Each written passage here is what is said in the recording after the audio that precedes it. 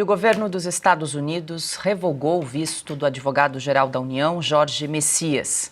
Segundo a agência de notícias Reuters, o governo Trump também estaria prestes a cancelar os vistos de 5 autoridades brasileiras citadas nas revelações da Vaza Toga.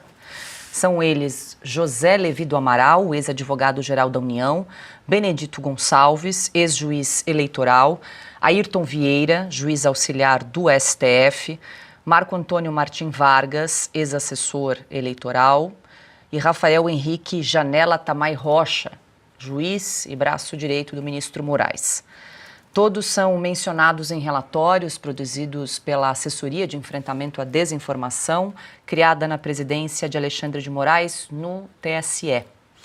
A revogação do visto de Jorge Messias se soma à decisão já anunciada no mês de julho, quando os Estados Unidos suspenderam a entrada de 7 ministros do Supremo: Luiz Roberto Barroso, Edson Fachin, Dias Toffoli, Cristiano Zanin, Flávio Dino, Carmen Lúcia e Gilmar Mendes.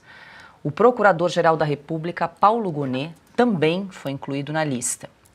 Jorge Messias se manifestou nas redes sociais depois da revogação do visto e destacou o seguinte: as mais recentes medidas aplicadas pelo governo dos Estados Unidos contra autoridades brasileiras e familiares agrava um desarrazoado conjunto de ações unilaterais totalmente incompatíveis com a pacífica e harmoniosa condução de relações diplomáticas e econômicas edificadas ao longo de 200 anos entre os dois países.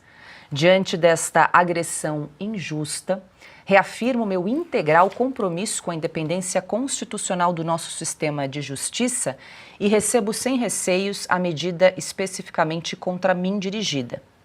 Continuarei a desempenhar com vigor e consciência as minhas funções em nome e em favor do povo brasileiro, fecho aspas aí para a declaração do AGU, chefe da AGU, Caute, Jorge Messias. A gente pode dizer que foi uma super segunda-feira aí com a aplicação da Magnitsky contra a mulher do ministro Alexandre de Moraes e agora esse bloco aí de novos cancelamentos de vistos pelo governo americano, de alguns integrantes aí, tanto do advogado-geral da União, mas também juízes que integravam o gabinete oculto, paralelo, clandestino do ministro Alexandre de Moraes no TSE.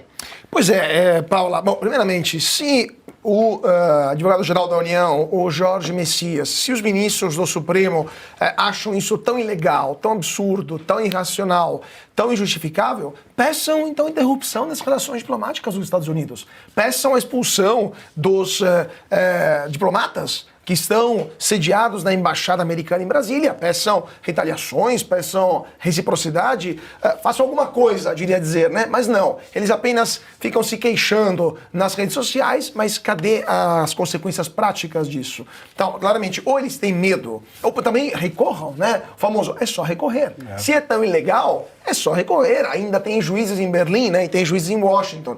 Pega um tribunal federal qualquer, já que boa parte desses juízes foram nomeados pelo Biden, e vai lá e diz, olha, eu acho que as sanções contra mim são ilegais.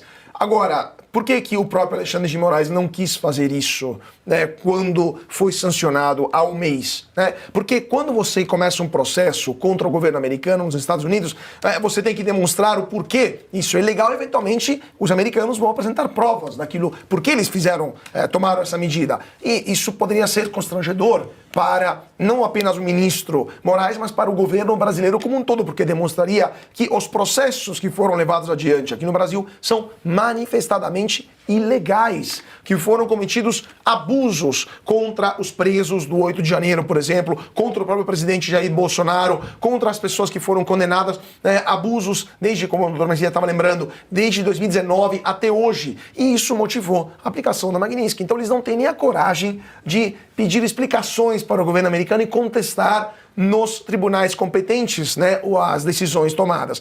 Então, se está tudo tão ilegal, se tudo tão absurdo, se tudo tão injustificável, levem isso até as extremas consequências. Mas não, preferem ficar chorando nas redes sociais ao invés de reagir e eventualmente ter que demonstrar a sua boa-fé. Então, por que tudo isso? Essa pergunta que fica, né?